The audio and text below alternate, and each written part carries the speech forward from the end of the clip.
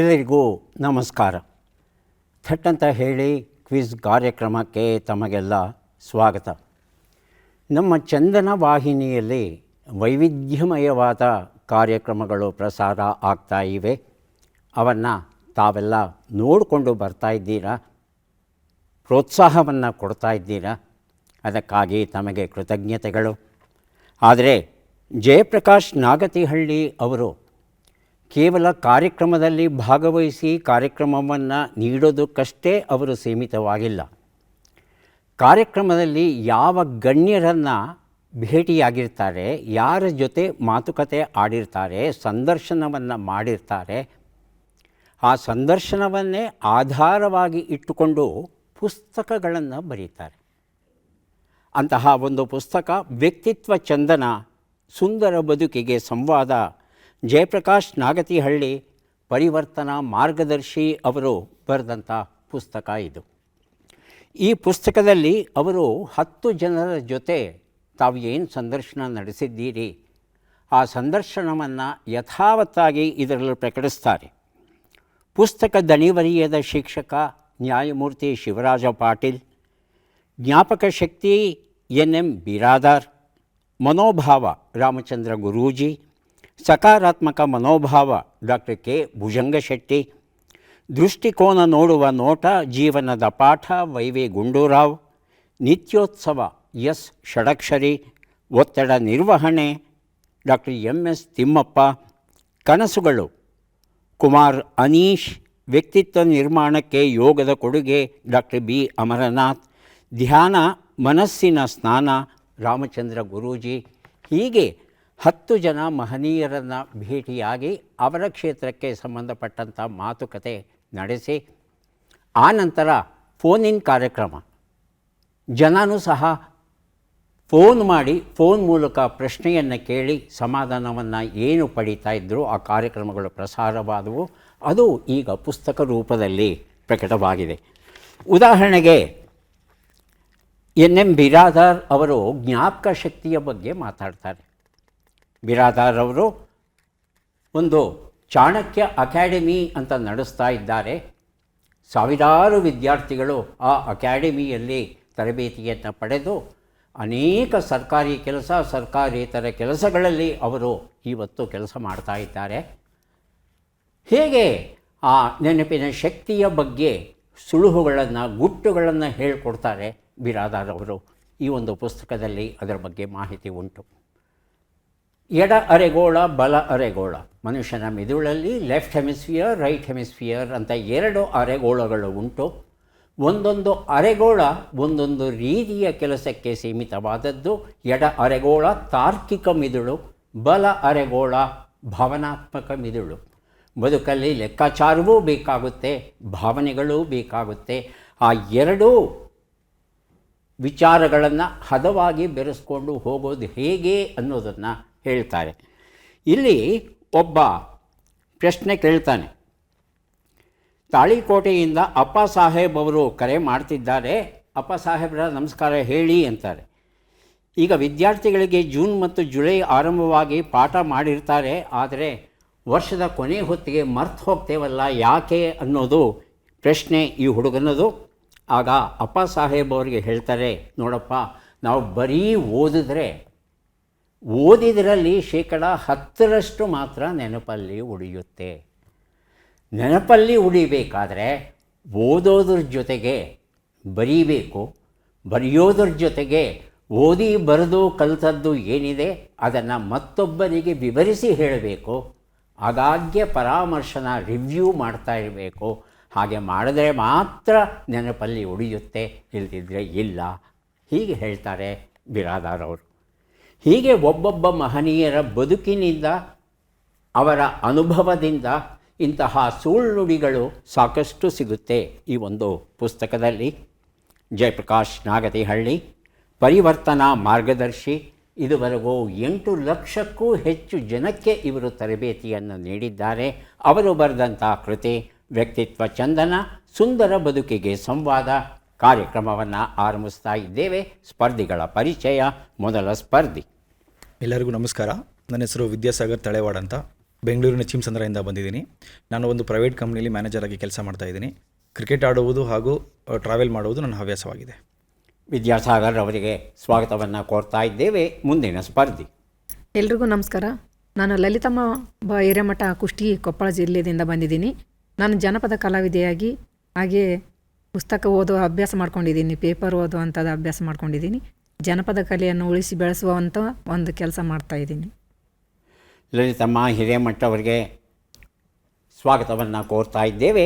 ನಮ್ಮ ಮೂರನೆಯ ಸ್ಪರ್ಧಿ. ಎಲ್ಲರಿಗೂ ನಮಸ್ಕಾರ. ನಾನು ಶರಣಯ್ಯ ಎನ್ ಇಟ್ಗಿ ಅಂತ, ಸಾಕಿನ ಗೊರಲೆಕೊಪ್ಪ ತಾಲೂಕು, ಕುಕ್ನೂರು, ಜಿಲ್ಲಾ ಕೊಪ್ಪಳ. ನಾನು ಜಾನಪದ ಕಲಾವಿದ. ನನ್ನ ಹವ್ಯಾಸ ಏನೆಂದರೆ ಜಾನಪದ ಕಲೆಯನ್ನು ಬೆಳೆಸುವುದು ಮತ್ತು ಉಳಿಸುವುದು. ಅನೇಕ ಕಲೆತಂಡಗಳನ್ನು ಕಟ್ಟಿದ್ದೇವೆ ಹಾಗೂ ನಾನು ಒಂದು ಸಂಸ್ಥೆಯಲ್ಲಿ ಕೆಲಸ ಮಾಡ್ತಾಯಿದ್ದೀನಿ. ಶರಣಯ್ಯ ಅವರಿಗೆ ಸ್ವಾಗತವನ್ನು ಕೋರ್ತಾ ಇದ್ದೇವೆ. ಮೂವರು ಸಿದ್ಧವಾಗಿದ್ದರೆ ಕಾರ್ಯಕ್ರಮ ಆರಂಭಿಸೋಣ. ಮೊದಲಿಗೆ ನಿಯಮಗಳನ್ನು ಒಮ್ಮೆ ನೋಡಿಬಿಡೋಣ. ಒಟ್ಟು 10 ಪ್ರಶ್ನೆಗಳು. ಮೊದಲು ಬಜರ್ ಒತ್ತಿದವರಿಗೆ ಉತ್ತರ ನೀಡುವ ಅವಕಾಶ. ಪ್ರತಿ ಸರಿ ಉತ್ತರಕ್ಕೆ ಒಂದು ಪುಸ್ತಕ ಬಹುಮಾನ. ಆಯ್ಕೆಗಳು ಬರುವ ಮೊದಲೇ ಬಜರ್ ಒತ್ತಿ ಸರಿ ಉತ್ತರ ನೀಡಿದರೆ 2 ಪುಸ್ತಕ ಬಹುಮಾನ. 100 ಅಂಕ ಗಳಿಸಿದವರಿಗೆ ಒಂದು ಪುಸ್ತಕ ವಿಶೇಷ ಬಹುಮಾನ. ನಕಾರಾತ್ಮಕ ತಂತ್ರಗಳಿಗೆ ಅವಕಾಶವಿಲ್ಲ. ಕಾರ್ಯಕ್ರಮದ ಮೊದಲ ಪುಸ್ತಕ, ಮೊದಲ ಪ್ರಶ್ನೆಯನ್ನು ಈಗ ನೋಡೋಣ. ಪೂರ್ಣಿಮಾ ಮಾಳಗಿಮನಿ ಅವರು ಬರೆದ ಕಾದಂಬರಿ ಇಜಯ. ನಮ್ಮ ಪ್ರಶ್ನೆ, ಮೊದಲ ಪ್ರಶ್ನೆ ಈಗ ಬಂತು. ಕರ್ನಾಟಕ ಸರ್ಕಾರವು ಮೇ 26, 2026ರಂದು ಯಾವ ಕೀಟವನ್ನು ರಾಜ್ಯ ಕೀಟವನ್ನಾಗಿ ಆಯ್ಕೆ ಮಾಡಲಿದೆ ಎಂದು ಹೇಳಿದೆ? ಆಯ್ಕೆಗಳನ್ನು ನೋಡೋಣ. ಬಜರ್ ಮೊದಲಿಗೆ ಒತ್ತಿದ್ದು ವಿದ್ಯಾಸಾಗರ್. ಹೇಳಿ ಸರ್. ಸರ್, ಎರೆಹುಳ. ಹಾಂ, ಎರೆಹುಳ. ನಾವು ಕೀಟ ಅಂತ ಹೇಳ್ತಾ ಇದ್ದೀವಿ, ತಾವು ಎರೆಹುಳದ ಬಗ್ಗೆ ಹೇಳ್ತಾ ಇದ್ದೀರಿ. ಸರಿ ಇರಬಹುದಾ? ನೋಡೋಣ ಸ್ವಲ್ಪದರಲ್ಲೇ. ಲಲಿತಮ್ಮ ಹಾಗೂ ಶರಣಯ್ಯ ಉತ್ತರ ಕೊಡ್ತೀರಾ? ಆಯ್ಕೆಗಳು ಕೊಡಲಾ? ಎರೆಹುಳು. ಆಯ್ಕೆಗಳು ಬೇಡ. ಆಯ್ಕೆಗಳನ್ನು ನೋಡೋಣ. ಜೇನುನೊಣ, ಚಿಟ್ಟೆ, ಸೊಳ್ಳೆ, ಜೇನುನೊಣ, ಕಣಜ. ಅಲ್ಲ, ತಾವು ಅವಕಾಶ ಕಳ್ಕೊಂಡ್ರಿ ಅಲ್ವಾ? ಅವರಿಬ್ಬರಿಗೆ ಇಬ್ಬರು ಎರೆಹುಳ ಅಂತ ಹೇಳಿದ್ರು. ನಾನು ಸ್ಪಷ್ಟವಾಗಿ ಹೇಳಿದ್ದೀನಿ, ಹುಳ ಅದು. ನಾವು ಹೇಳ್ತಾ ಇರೋದು ಕೀಟ. ಹುಳ ಬೇರೆ, ಕೀಟ ಬೇರೆ ಅಲ್ವಾ? ಯಾವ ಕೀಟ ಅದನ್ನು ತಿಳ್ಕೊಳ್ಳೋಣ. ಜೇನುನೊಣ. ಅದರಲ್ಲೂ ಏಪಿಸ್ ಸೆರ್ನಾ ಅಂತಕ್ಕಂಥ ಒಂದು ಜೇನುನೊಣ ಉಂಟು. ಇದನ್ನು ತುಳುವೆ ಜೇನು ಅಂತ ಕರೀತಾರೆ. ನಮ್ಮಲ್ಲಿ ಹಳ್ಳಿ ಕಡೆ ಕರೀತಾರೆ ಈ ತುಳುವೆ ಜೇನನ್ನ. ಅದನ್ನು ರಾಜ್ಯದ ಜೇನುನೊಣವಾಗಿ ಸ್ವೀಕರಿಸಿದ್ದೇವೆ. ಯಾಕೆ ಸ್ವೀಕರಿಸಿದ್ದೇವೆ ಅಂದರೆ, ಜೇನುನೊಣಗಳು ಇಲ್ಲ ಅಂದರೆ ಪರಾಗಸ್ಪರ್ಶ ಕಾರ್ಯ ಏನಿದೆ ಅದು ನಡೆಯೋಲ್ಲ, ಭಾಳ ಕಷ್ಟ ಆಗುತ್ತೆ. ಚಿಟ್ಟೆಗಳು, ಹಕ್ಕಿಗಳು ಎಲ್ಲವೂ ಮಾಡುತ್ತೆ, ನಿಜ, ಇಲ್ಲ ಅಂತಲ್ಲ. ಆದರೆ ಅತ್ಯಂತ ಹೆಚ್ಚಿನ ಪ್ರಮಾಣದಲ್ಲಿ ಮಾಡೋದು ಜೇನುನೊಣಗಳು. ಹಾಗಾಗಿ ಅವುಗಳಿಂದ ಪರಾಗಸ್ಪರ್ಶ ಏನಾಗ್ತಾ ಇದೆ, ಇದು ಬಹುದೊಡ್ಡ ಲಾಭ ನಮಗೆ. ಎರಡನೇ ಲಾಭ ಅಂದರೆ ಜೇನುತುಪ್ಪವನ್ನು ಸಂಗ್ರಹಿಸಿ ನಾವು ಸಹ ಸೇವಿಸ್ತಾ ಇದ್ದೇವೆ. ಕರ್ನಾಟಕ ರಾಜ್ಯ ಈ ಏಪಿಸ್ ಸೆರ್ನಾ ಅಂತಕ್ಕಂಥ ಈ ತುಳುವೆ ಜೇನನ್ನು ರಾಜ್ಯ ಕೀಟವನ್ನಾಗಿ ಸ್ವೀಕರಿಸಿದೆ. ಮುಂದಿನ ಪುಸ್ತಕ ಡಾಲರ್ ಸೊಸೆ, ಸುಧಾಮೂರ್ತಿ ಅವರು ಬರೆದಂಥ ಕಾದಂಬರಿ ನಮ್ಮ ಪ್ರಶ್ನೆ. ಮನುಷ್ಯರ ಅಂಗೈಯಲ್ಲಿ ಅವರಿಗೆ ವಿಶಿಷ್ಟವಾದ ಗೆರೆಗಳು ಇರುವಂತೆ ಯಾವ ಪ್ರಾಣಿಯ ಅಂಗೈಯಲ್ಲಿ ಗೆರೆಗಳಿವೆ? ಹೇಳಿ. ಗೊರಿಲ್ಲ. Chimpanzee sir. ಚಿಂಪಾಂಜಿ. ಆಯ್ಕೆಗಳನ್ನು ನೋಡೋಣ. ಪಾಂಡ, ಬಿಳಿ ಕರಡಿ, ಚಿಂಪಾಂಜಿ, ಕೋಲಾ. ಇಬ್ಬರು ಹೇಳಿಬಿಟ್ಟಿದ್ದೀರಿ. ಚಿಂಪಾಂಜಿ ಒಂದು ಮಾತ್ರ ನಮ್ಮ ಆಯ್ಕೆಗಳಲ್ಲಿದೆ. ಉತ್ತರವನ್ನು ನೋಡೋಣ. ಕೋಲಾ ಅನ್ನೋದು ಸರಿಯಾದ ಉತ್ತರ ಆಗಿತ್ತು. ಚಿಂಪಾಂಜಿಗಳಲ್ಲಿ, ಗೊರಿಲ್ಲಾಗಳಲ್ಲಿ ಹೀಗೆ ಮಡಚ್ತೇವಲ್ಲ, ಮಡಚುವಾಗ ಇಲ್ಲೊಂದು ಗೆರೆ ಬರುತ್ತೆ, ಆ ಒಂದು ಗೆರೆ ಕಾಣುತ್ತೆ. ಆದರೆ ಈ ಕೋಲಾದಲ್ಲಿ ಏನಂದರೆ, ನಮ್ಮ ಬೆರಳುಗಳ ತುದಿಯಲ್ಲಿ ಏನಿದೆ, ಶಂಖ ಇದೆ, ಚಕ್ರ ಇದೆ, ಹೀಗೆಲ್ಲ ನಾವು ಹೇಳ್ತೇವೆ, ಕಮಾನು ಇದೆ, ಆ ಥರ ಸೂಕ್ಷ್ಮ ಥರದ ಬೆರಳಚ್ಚುಗಳು ಉಂಟು. ಮನುಷ್ಯರ ಬೆರಳಚ್ಚುಗಳು ಹೇಗೆ ಆ ಮನುಷ್ಯನಿಗೆ ವಿಶಿಷ್ಟವಾಗಿರುತ್ತೋ ಹಾಗೆಯೇ ಒಂದೊಂದು ಕೋಲ ಬೆರಳಚ್ಚು ಸಹ ಆ ಕೋಲಕ್ಕೆ ವಿಶೇಷವಾಗಿ ಇರುತ್ತೆ. ಇದು ಬಹಳ ಬಹಳ ವಿಚಿತ್ರವಾಗಿ ಇರುವಂಥ ಒಂದು ಮಾಹಿತಿ ಇದು. ಯಾಕೆ ಈ ಬೆರಳಚ್ಚುಗಳು ಇವೆ ಅನ್ನೋ ಒಂದು ಪ್ರಶ್ನೆ ನಮಗೆ ಬರುತ್ತೆ. ಒಂದು ಚರ್ಮವನ್ನು ಬಿಗಿಯಾಗಿ ಕೆಳಗೆ ಇರ್ತಕ್ಕಂಥ ಭಾಗಗಳಿಗೆ ಬಂಧಿಸುತ್ತೆ, ಸ್ಪರ್ಶ ಜ್ಞಾನವನ್ನು ಉತ್ತಮಗೊಳಿಸುತ್ತೆ. ಹಾಗಾಗಿ ಬೆರಳು ತುದಿನಲ್ಲಿ ನಮಗೆ ಸ್ಪರ್ಶ ಜ್ಞಾನ ಅತ್ಯಂತ ಹೆಚ್ಚಿನ ಪ್ರಮಾಣದಲ್ಲಿ ಇರುತ್ತೆ. ಹಾಗೆಯೇ ಒಂದು ಬಿಗಿಯಾದ ಹಿಡಿತ ಬರಲಿಕ್ಕೆ ಈ ಗೆರೆಗಳು ಸಹಾಯವಾಗುತ್ತೆ. ನಾವು ಇದನ್ನು ಬಳಸ್ಕೊಂಡು ಈ ಗೆರೆಗಳಿಗೆ ಒಂದು ಅರ್ಥ ಕೊಟ್ಟು ಹಸ್ತ ಸಾಮುದ್ರಿಕ ಅಂತ ಒಂದು ವಿದ್ಯೆಯನ್ನು ಮಾಡಿಕೊಂಡಿದ್ದೇವೆ ನಾವು. ಅದು ಸರಿಯೋ ತಪ್ಪೋ ಅದು ಬೇರೆ ವಿಚಾರ, ಆದರೆ ಅಂತಹ ಒಂದು ವಿದ್ಯೆ ಇರೋದಂತೂ ಸತ್ಯ ಅದು. ಹಾಗೆ ಕೋಲಾಗಳಲ್ಲೂ ಅವುಗಳ ಹಸ್ತ ಸಾಮುದ್ರಿಕ ಇದೆಯಾ ಗೊತ್ತಿಲ್ಲ ನಮಗೆ, ಕೋಲಾಗಳನ್ನೇ ಕೇಳಬೇಕಾಗುತ್ತೆ. ಮುಂದಿನ ಪುಸ್ತಕ ಮತ್ತು ಪ್ರಶ್ನೆ, ಮಂಜಿನರ ಮನೆಯಲ್ಲಿ ಶ್ರೀನಗರ ಪ್ರವಾಸ ದರ್ಶನ, ಡಾಕ್ಟರ್ ಪ್ರದೀಪ್ ಕುಮಾರ್ ಹೆಬ್ರಿ ಬರೆದಂಥ ಪುಸ್ತಕ ಇದು. ನಮ್ಮ ಪ್ರಶ್ನೆ, ಮರಣಾಂತಕ ಪ್ರೊಡೊನೋವಾ ವಾಲ್ಟ್ ಯಾವ ಕ್ರೀಡೆಗೆ ಸಂಬಂಧಪಟ್ಟಿವೆ? ಆಯ್ಕೆಗಳನ್ನು ನೋಡೋಣ. Wrestling, gymnastics, fencing, marathon. ಮೊದಲಿಗೆ ಬರೆದಿರುತ್ತಿದ್ದಾರೆ ಶರಣಯ್ಯ, ಆನಂತರ ವಿದ್ಯಾಸಾಗರ್. 4ನೇ ಆ್ಯಕ್ಷನ್. 4ನೇದು ಮ್ಯಾರಥಾನ್. ಹೌದಾ? ಮ್ಯಾರಥಾನ್ ಊಹೆ ಮಾಡ್ತಾ ಇದ್ದೀರಾ? ಹ್ಞೂ. ಖಚಿತವಾಗಿ ಗೊತ್ತಾ? ಖಚಿತವಾಗಿ ಹೇಳಿ sir. Vidyasagar. Option 1 wrestling. Wrestling ಉತ್ತರವನ್ನು ನೋಡೋಣ. ಆದರೆ ಸರಿಯಾದ ಉತ್ತರ ಜಿಮ್ನಾಸ್ಟಿಕ್ಸ್ ಆಗಿತ್ತು.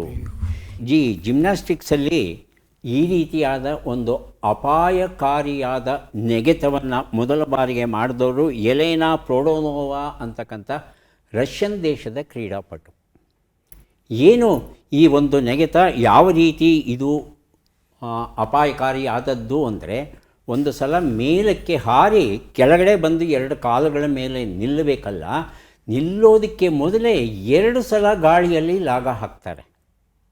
ಆ 2 ಸಲ ಗಾಳಿಯಲ್ಲಿ ಲಾಗ ಹಾಕುವಾಗ ಅನೇಕ ಸಂದರ್ಭಗಳಲ್ಲಿ ಅವರು ನೇರವಾಗಿ ತಲೆಯ ಮೇಲೆ ಬಂದು ನೆಲವನ್ನು ಸ್ಪರ್ಶಿಸುವ ಸಾಧ್ಯತೆ ಹೆಚ್ಚಿರುತ್ತೆ. ನೇರವಾಗಿ ನೆಲಕ್ಕೆ ಹೊಡೆಯುತ್ತೆ. ಅನೇಕ ಜನ ಕುತ್ತಿಗೆ ಮುರ್ಕೊಂಡಿದ್ದಾರೆ, ಜೀವವನ್ನು ಕಳ್ಕೊಂಡಿದ್ದಾರೆ. ಅಷ್ಟು ಅಪಾಯಕಾರಿಯಾದ ಒಂದು ಭಂಗಿ ಇದು. ಆದರೆ ನಮ್ಮ ಭಾರತ ದೇಶದ ದೀಪಾ ಕರ್ಮಕರ್ ಅವರು ಇದ್ದಾರಲ್ಲ, 2016ರ ರಿಯೋ ಒಲಿಂಪಿಕ್ಸಲ್ಲಿ ಅವರು ಈ ರೀತಿಯಾದ ಒಂದು ನೆಗೆತವನ್ನು ತೋರಿಸಿ ಹೆಸರನ್ನು ಗಳಿಸಿ ಪದಕವನ್ನು ಪಡೆದಿದ್ದಾರೆ. ಇಂತಹ ಒಂದು ಅಪಾಯಕಾರಿಯಾದ ಭಂಗಿಯನ್ನು ರೂಢಿಸ್ಕೊಂಡಿದ್ದಾರಲ್ಲ, ದೀಪಾ ಅವರನ್ನು ಅಭಿನಂದಿಸಬೇಕಾಗುತ್ತೆ. ಮುಂದಿನ ಪುಸ್ತಕ ಮತ್ತು ಪ್ರಶ್ನೆಯನ್ನು ನೋಡೋಣ.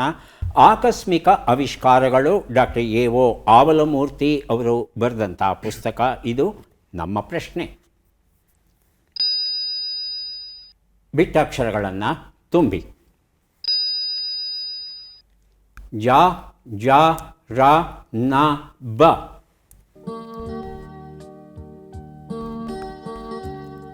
ಜಾಗಜ.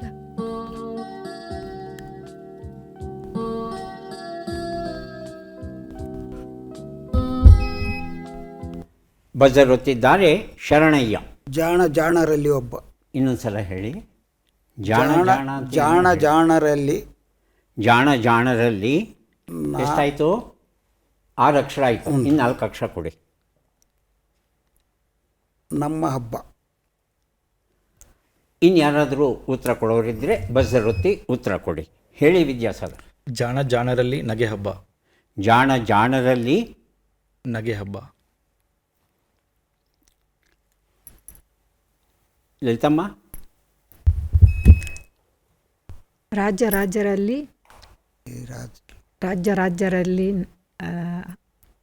ಒಬ್ಬ. ಉತ್ತರವನ್ನು ನೋಡೋಣ. ಜಾಣರಲ್ಲಿ ನಗೆ ಹಬ್ಬ ಉತ್ತರ ಸರಿಯಾಗಿದೆ. ಆಕಸ್ಮಿಕ ಆವಿಷ್ಕಾರಗಳು ಈ ಪುಸ್ತಕವನ್ನು ವಿದ್ಯಾಸಾಗರ್ ಅವರಿಗೆ ಕೊಟ್ಟಿದ್ದೇವೆ. ಮುಂದೆ ಕೊಡ್ತಾ ಇದ್ದೇವೆ ಅಪ್ಪನ ಹೆಗಲು ಎನ್ನುವ ಕವನ ಸಂಕಲನ. ಡಾಕ್ಟರ್ ಶಶಿಕಾಂತ್ ಪಟ್ಟಣ ಇದನ್ನು ಬರೆದಿದ್ದಾರೆ. ನಮ್ಮ ಪ್ರಶ್ನೆಯನ್ನು ಈಗ ನೋಡೋಣ. 4 ಲೆಕ್ಕಗಳನ್ನು ಮಾಡಿ ಉತ್ತರಗಳನ್ನೆಲ್ಲ ಕೂಡಿ ಅಂತಿಮ ಉತ್ತರವನ್ನು ನೀಡಿ. ಲೆಕ್ಕಗಳು ಈಗ ಬಂದಿದೆ. 22 ಕೂಡು 72, 95 ಕಳೆ 26, 12 ಗುಣಿಸು 16, 128 ಭಾಗಿಸು 8. 1 ನಿಮಿಷದ ಅವಕಾಶ.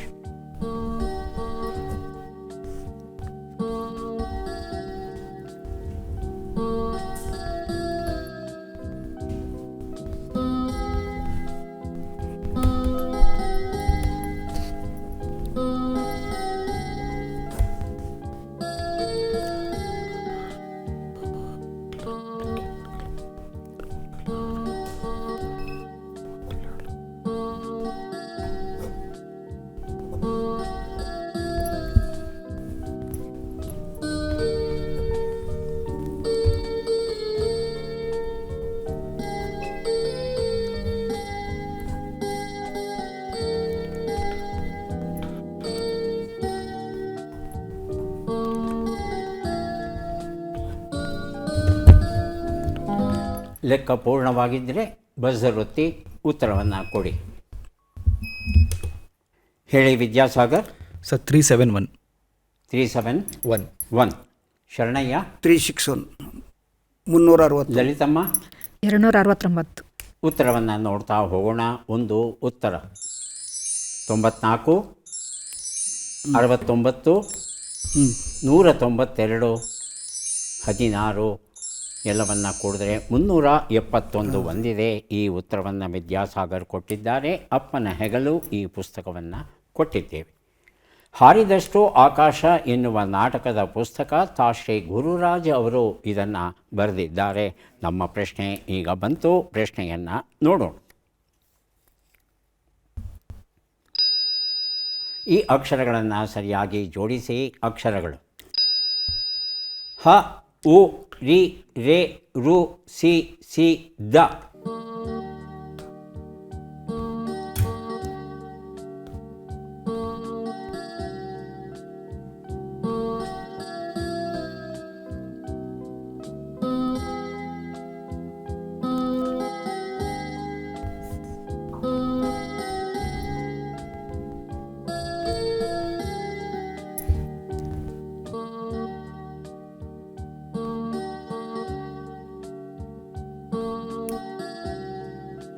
ಹಸಿರು ಹುರಿಸಿದ್ದ. ಬಜರ್ ಒತ್ಬಿಟ್ಟು ಉತ್ತರ ಕೊಡಿಮ್ಮ, ಹಾಗೆ ಕೊಡಬೇಡಿ. ಹೇಳಿ ಲಲಿತಮ್ಮ. ಹಸಿರು ಹುರಿಸಿದ್ದ. ಹಸಿರು ಹುರಿಸಿದ್ದ. 8 ಅಕ್ಷರ ಇರಬೇಕು ಉತ್ತರದಲ್ಲಿ. ಹಸಿರು. ವಿದ್ಯಾಸಾಗರ್ ಹಾಗೂ ಶರಣಯ್ಯ ಲಲಿತಮ್ಮ ಕೊಟ್ಟಂಥ ಉತ್ತರದಿಂದ ಪ್ರೇರಿತರಾಗಿ ತಾವೂ ಸರಿ ಉತ್ತರ ಕೊಡಬಹುದು. ಲಲಿತಮ್ಮ ಅವರೇ, ಇನ್ನೊಂದು ಸಲ ಎಲ್ಲವನ್ನು ಸರಿ ಮಾಡಿಕೊಂಡು ಉತ್ತರ ಕೊಡಿ. ಇಲ್ಲಾಂದರೆ ಉತ್ತರವನ್ನು ನೋಡಬೇಕಾಗುತ್ತೆ.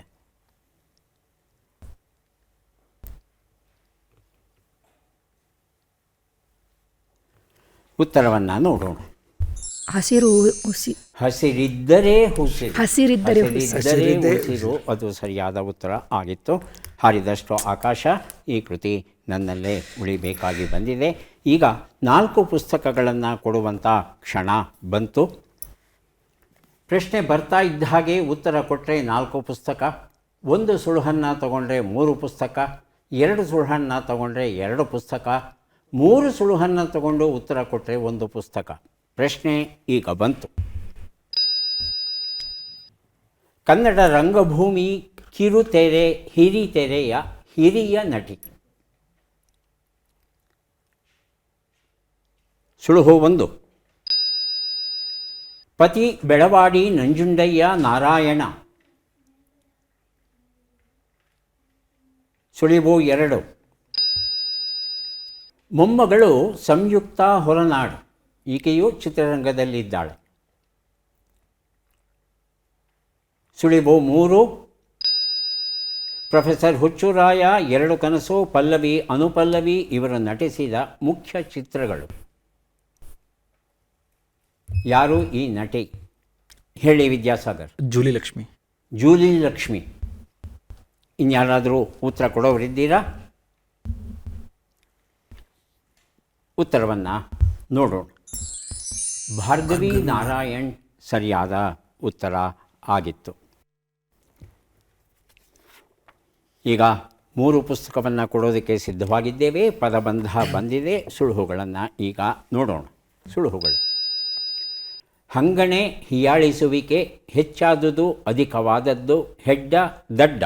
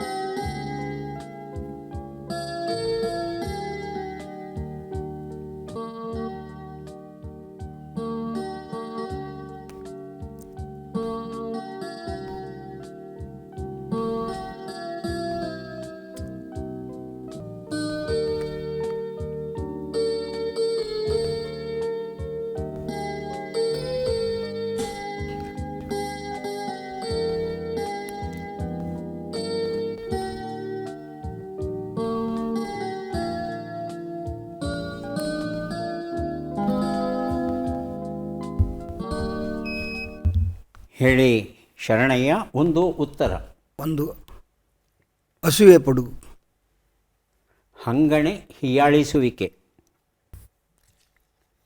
ಮೊದಲನೇ ಶಬ್ದವನ್ನು ನಾನು ಕೊಡ್ತೇನೆ. ಎರಡನೇ ಶಬ್ದ, ಮೂರನೇ ಶಬ್ದಕ್ಕೆ ತಾವು ಪ್ರಯತ್ನಿಸಬಹುದು. ಒಂದು ಉತ್ತರ. ಹಂಗಿಸುವಿಕೆ ಅನ್ನೋದು ಸರಿಯಾದ ಉತ್ತರ ಆಗಿತ್ತು. 2 ಉತ್ತರ: ಹೆಚ್ಚಾದುದು, ಅಧಿಕವಾದದ್ದು. ಯಾರು ಬೇಕಾದರೂ ಬಜರ್ ಒತ್ತಬಹುದು, ಉತ್ತರವನ್ನು ಕೊಡಬಹುದು. ಮಧ್ಯದಕ್ಷರ ಗಿ. ಉತ್ತರವನ್ನು ನೋಡೋಣ. ಮಿಗಿಲು. 3 ಉತ್ತರ. ಯಾರು ಬೇಕಾದರೂ ಉತ್ತರ ಕೊಡಿ. ಹೆಡ್ಡ, ದಡ್ಡ. ಸಂಚಿಯ ಹೊನ್ನಮ್ಮ ಹೇಳ್ತಾಳೆ, ಕಣ್ಣು ಕಾಣದ ಕಿವುಡ. ಉತ್ತರವನ್ನು ನೋಡೋಣ. ಗಾವಿಲ. ಬೂಡಾದ ವು, ಇಲ್ಲಿ ಇರೋದು ವಿ, ಕಿವುಡ ಆಗಲ್ಲ. ಗಾವಿಲ ಅನ್ನೋದು ಸರಿಯಾದ ಶಬ್ದ ಆಗಿತ್ತು.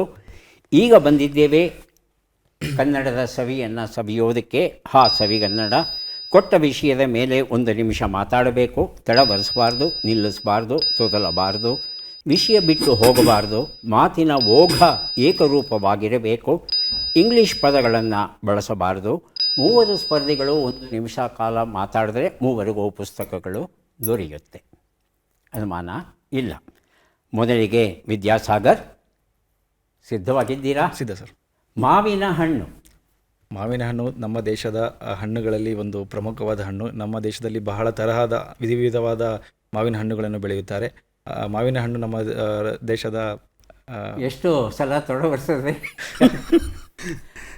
ಅಲ್ಲ, ಮಾವಿನ ಹಣ್ಣು ಹಣ್ಣುಗಳ ರಾಜ ಅನ್ನೋದು ಮೊದಲನೇ ಅಂಶ ಬರಬೇಕಾದದ್ದಲ್ವಾ? ಬೇರೆ ಬೇರೆ ನಮ್ಮ ದೇಶದ ಹಣ್ಣು ಮಾವಿನ ಹಣ್ಣು. ಹಾಂ, ಲಲಿತಮ್ಮ ಹಿರೇಮಠ ಅವರೇ, ತಾವು ಪ್ರಯತ್ನಿಸ್ತೀರಾ? ಹಾಂ, ಪ್ರಯತ್ನ ಮಾಡ್ತೇನೆ ರೀ. ತಾವು ಪ್ರಯತ್ನಿಸೋದಕ್ಕೆ ಸಿದ್ಧವಾಗಿದ್ದೀರಿ ಅಂತ ಹೇಳ್ತಾ ಇದ್ದೀರಿ. ನೋಡೋಣ. ಕೃಷ್ಣ ಪಾರಿಜಾತ. ಕೃಷ್ಣ ಪಾರಿಜಾತ ಒಂದು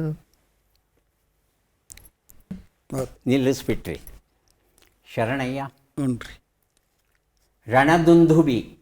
ಇವೆಲ್ಲ ಕಲಾವಿದರು ಅಂತ ಹೇಳಿ ನಾನು ಆ ಕ್ಷೇತ್ರಕ್ಕೆ ಸಂಬಂಧಪಟ್ಟಂಥ ಪ್ರಶ್ನೆ ತಗೊಂಡಿದ್ದೇನೆ. ರಣದುಂದುಬಿ ಬೇಡ ಅಂತ ಹೇಳ್ತಂದ್ರೆ ಬೇರೆದು ಕೊಡ್ತೇನೆ. ಬೇರೆದು ಕೊಡಿ. ಹಾಂ, ಬೇರೆದು ಕೊಡ್ಲಾರ. ಹಂಸ. ಹಂಸ. ಹಂಸ ಇದು ಒಂದು ರಾಗ ರೀ. 1 ನಿಮಿಷದ ಕಾಲ ನಿರಂತರವಾಗಿ ಮಾತಾಡಬೇಕು. ಹೌದ್ರಿ. ಹೋಗಲಿ, ನಿಮಗೆ ಇಷ್ಟ ಬಂದ ವಿಷಯದ ಬಗ್ಗೆ 1 ನಿಮಿಷ ಮಾತಾಡಿ. ಕಲೆ ಒಬ್ಬ ಮನುಷ್ಯನ ಜೀವನದ ಒಂದು ಆರೋಗ್ಯಕರವಾಗಿ ಮಾಡುವಂಥ ಒಂದು ಶಕ್ತಿ ಕಲೆಯಲ್ಲಿದೆ. ಅಂಥ ಒಂದು ಜಾನಪದ ಕಲೆಯಲ್ಲಿ ಈ ಶಕ್ತಿ ಇದೆ. ಜಾನಪದ ಕಲೆ ಒಬ್ಬ ತಾಯಿ ಒಂದು ಮಗು ಅಳ್ತಾ ಇದ್ದರೆ ಆ ಮಗುವನ್ನು ಪ್ರಯತ್ನಿಸೋಣ. ನಾವೆಲ್ಲ ಪ್ರಯತ್ನ ಪಟ್ಟರೆ ಖಂಡಿತ 1 ನಿಮಿಷದ ಕಾಲ ಕನ್ನಡದಲ್ಲಿ ಮಾತಾಡಲಿಕ್ಕೆ ಸಾಧ್ಯ ಇದೆ. ನಾವೆಲ್ಲ ಪ್ರಯತ್ನಿಸೋಣ. ಈಗ ಕಾರ್ಯಕ್ರಮದ ಕೊನೆಯ ಘಟ್ಟಕ್ಕೆ ಬಂದಿದ್ದೇವೆ. ಚಟ್ಪಟ್ ಚಿನ್ಕುರ್ಲಿ. 3 ಬಜರ್ ಒತ್ತಬಹುದು. ಯಾರು ಮೊದಲು ಬಜರ್ ಒತ್ತಿರೋ ಅವರಿಗೆ ಉತ್ತರ ಕೊಡುವ ಅವಕಾಶ ಸಿಗುತ್ತೆ. ಮೊದಲ ಪ್ರಶ್ನೆ ಈಗ ಬಂತು. ನಾವು ನಡೆಯುವಾಗ ದೇಹದ ಸಮತೋಲನೆಯನ್ನು ಯಾವ ಅಂಗವು ನಿಯಂತ್ರಿಸುತ್ತದೆ? ಸೆರಿಬ್ರಮ್, ಸೆರಿಬೆಲ್ಲಮ್. ಸೆರಿಬ್ರಮ್. ಮೊದಲಿಗೆ Vidyasagar. Second sir, cerebellum. Cerebellum. ಮುಂದಿನ ಉತ್ತರವನ್ನು ನೋಡೋಣ. ಸೆರಿಬೆಲ್ಲಮ್ ಉತ್ತರ ಸರಿಯಾಗಿದೆ. ದುಪ್ಪಟ್ಟು ಎನ್ನುವ ಪುಸ್ತಕ ಕೊಟ್ಟಿದ್ದೇನೆ. 2 ಉತ್ತರ. 2ನೇ ಪ್ರಶ್ನೆ. ಸಸ್ಯಗಳು ಯಾವ ಅನಿಲವನ್ನು ಹೀರಿಕೊಂಡು ಆಹಾರವನ್ನು ತಯಾರಿಸುತ್ತದೆ? ಆಕ್ಸಿಜನ್ ಅಥವಾ ಕಾರ್ಬನ್ ಡೈಆಕ್ಸೈಡ್? ಮೊದಲಿಗೆ ಬಜರ್ ಒತ್ತಿದ್ದು ವಿದ್ಯಾಸಾಗರ್. Carbon dioxide. ಉತ್ತರವನ್ನು ನೋಡೋಣ. ಕಾರ್ಬನ್ ಡೈಆಕ್ಸೈಡ್ ಉತ್ತರ ಸರಿಯಾಗಿದೆ. ಸೋತ ಕಣ್ಣುಗಳನ್ನು ಮಿಟುಕಿಸುವ ಮಧ್ಯಾಹ್ನ ಈ ಕೃತಿ ಕೊಟ್ಟಿದ್ದೇನೆ. ಮುಂದಿನ ಪ್ರಶ್ನೆ. ನಮ್ಮ ಅಡುಗೆ ಮನೆಯಲ್ಲಿ ಸರ್ವಸಾಮಾನ್ಯ ಆಮ್ಲೀಯ ಅಸಿಡಿಕ್ ಪದಾರ್ಥ ಯಾವುದು? ನಿಂಬೆನ, ಅಡುಗೆ ಸೋಡಾನ ಅಂತ. ಮೊದಲ ಬಜರ್ ವಿದ್ಯಾಸಾಗರ್ ಅವರದ್ದು. ಅಡಿಗೆ ಸೋಡಾ. ಅಡಿಗೆ ಸೋಡಾ. ಉತ್ತರವನ್ನು ನೋಡೋಣ. ನಿಂಬೆ. ಆ್ಯಸಿಡ್, ನಿಂಬೆ, ಸಿಟಿಕ್ ಆ್ಯಸಿಡ್ ಎಲ್ಲ ಬರುತ್ತಲ್ವಾ, ಇದು ಸೋಡಿಯಂ ಬೈಕಾರ್ಬೊನೇಟ್ ಅಂದರೆ ಆಲ್ಕಲಿ, ಕ್ಷಾರೀಯ ಪದಾರ್ಥ ಅಂತ ಹೇಳ್ತೇವೆ. ಮುಂದಿನ ಪ್ರಶ್ನೆ. ಈ ಗಾದೆಯನ್ನು ಪೂರ್ಣಗೊಳಿಸಿ. ಇಕ್ಕಲಾರದ ಕೈ. ಉತ್ತರವನ್ನು ನೋಡೋಣ. ಎಂಜಲು. ಪುರಂದರದಾಸರ ವಚನದಲ್ಲಿ ಬರುವಂಥ ಮಾತು ಇದು. ಮುಂದಿನ ಪ್ರಶ್ನೆ. ಈ ಒಗಟನ್ನು ಬಿಡಿಸಿ. ಅಕ್ಕನ ತಿಕ್ಕಿ ಅಕ್ಕಿಗೆರೆ ಹೇಳಿ.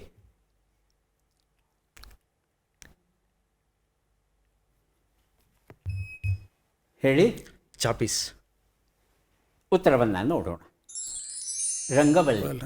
ರಂಗವಲ್ಲಿಯನ್ನು ಯಾವತ್ತೂ ಅಕ್ಕಿ ಹಿಟ್ಟಲ್ಲಿ ಹಾಕಬೇಕು.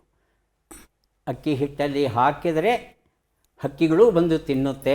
ಜೊತೆಗೆ ಇಲ್ಲಿ ಅಕ್ಕನ ತಿಕ್ಕಿ ಅಕ್ಕಿಗೆರೆ ಎಳಿ ಅನ್ನೋ ಗಾದೆ ಮಾತು, ಒಗಟೂ ಸರಿ ಹೋಗುತ್ತೆ.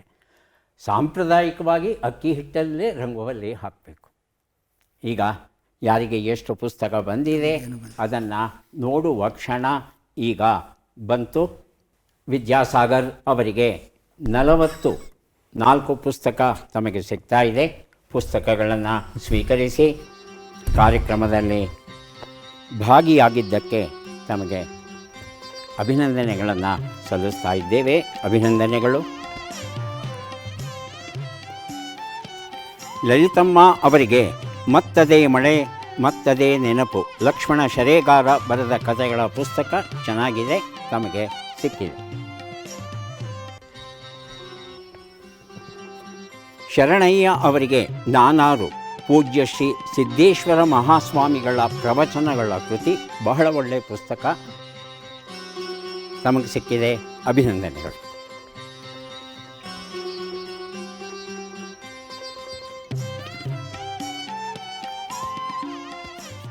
ಒಂದು ವೇಳೆ ಏನಾದರೂ ಪರಮಾಣು ಬಾಂಬನ್ನು ಸಿಡಿಸಿದರೆ ಎಲ್ಲ ಜೀವಿಗಳು ಸಾಯಬಹುದು, ಆದರೆ ಜಿರಳೆ ಮಾತ್ರ ಬದುಕಿರುತ್ತೆ. ಮತ್ತೆ ಭೇಟಿಯಾಗೋಣ. ನಮಸ್ಕಾರ.